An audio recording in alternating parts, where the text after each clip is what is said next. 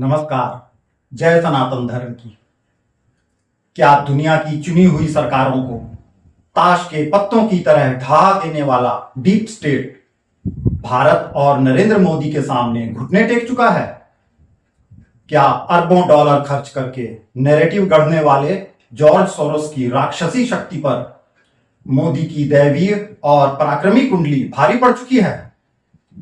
क्या आपको पता है कि अमेरिका में ट्रंप तक को हराने से लेकर बांग्लादेश, नेपाल और श्रीलंका में तख्ता पलट करने के पीछे जिस टूल किट का हाथ था, वो भारत के बंगाल में आकर क्यों फेल हो गई? और सबसे बड़ा और डरावना सवाल, क्या अपनी हार से बौखलाया हुआ डीप स्टेट अब मोदी की जान लेने पर उतारू है? आज हम जॉर्ज सोरोस और नरेंद्र मोदी की जन्म कुंडलियों के प्रामाणिक विश्लेषण के जरिए ऐसे ऐसे रहस्यों की चर्चा करेंगे जिन्हें सुनकर आप हैरान रह जाएंगे। तो चलिए सबसे पहले समझते हैं कि यह डीप स्टेट है क्या भला। दरअसल यह उन ताकतवर लोगों का समूह है जो पर्दे के पीछे से दुनिया की अर्थव्यवस्था और राजनीति को कंट्रोल करते हैं।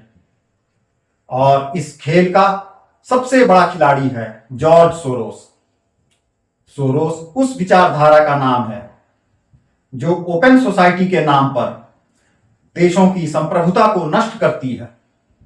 1992 में बैंक ऑफ इंग्लैंड को तबाह करने से लेकर अरब स्प्रिंग और हाल ही में पड़ोसी देशों में हुए जेन जेड आंदोलनों और खूनी संघर्षों के पीछे इसी सोरोस साम्राज्य का पैसा बोलता है। भारत में भी किसान आंदोलन से लेकर सीएए विरोधी दंगों तक हर जगह सोरोस की टूल किट के निशान मिले हैं। सोरोस ने तो खुलेआम ऐलान किया था कि वे भारत में लोकतांत्रिक पुनरुद्धार यानी डेमोक्रेटिक रिवाइवल के लिए $1 बिलियन खर्च कर सकते हैं, जिसका सीधा अर्थ था मोदी सरकार को उखाड़ फेंकने के लिए इतनी मोटी धनराशि वह उपलब्ध कराने को तैयार बैठे हैं। लेकिन खेल कहां पलटा? खेल पलट गया पश्चिम बंगाल के हालिया घटनाक्रमों में।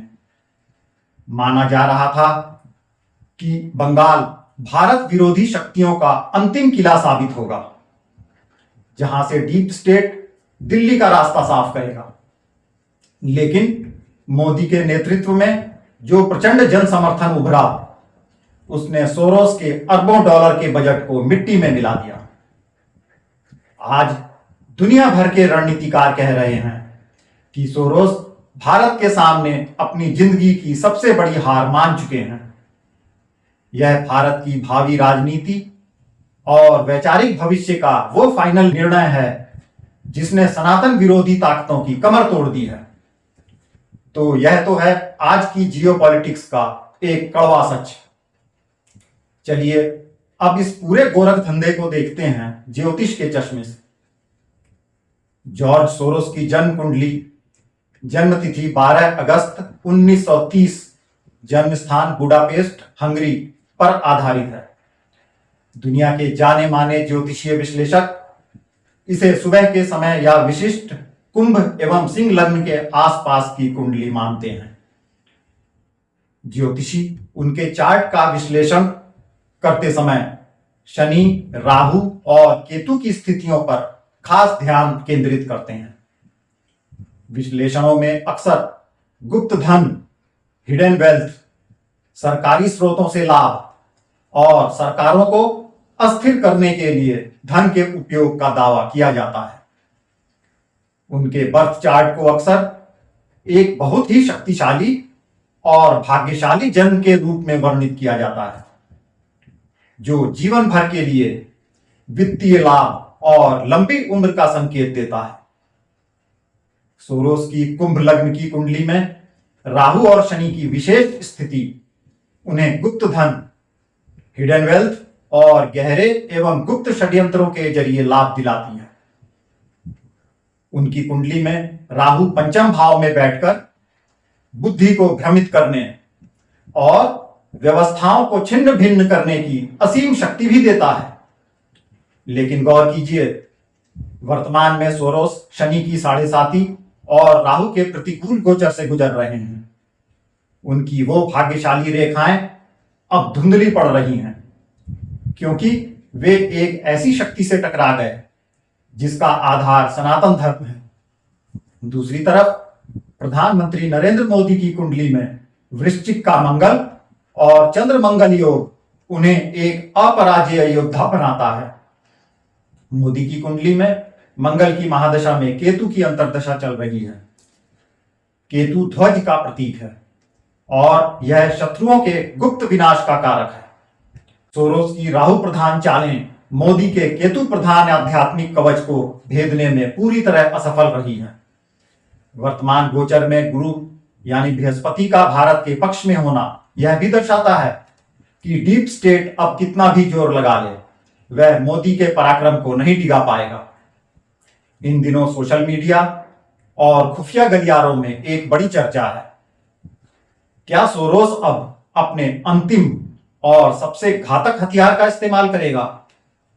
जब आर्थिक और राजनीतिक युद्ध में हार मिलती है, तब डीप स्टेट शारीरिक प्रहार यानी फिजिकल एलिमिनेशन की ओर भी बढ़ता है।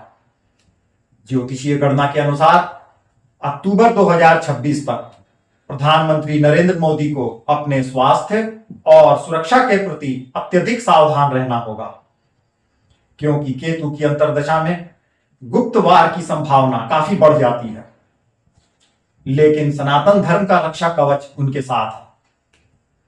अब तो सारी दुनिया देख रही है कि जॉर्ज सोरोस का डीप स्टेट भारत की सनातनी जड़ों के सामने पौना साबित हुआ है।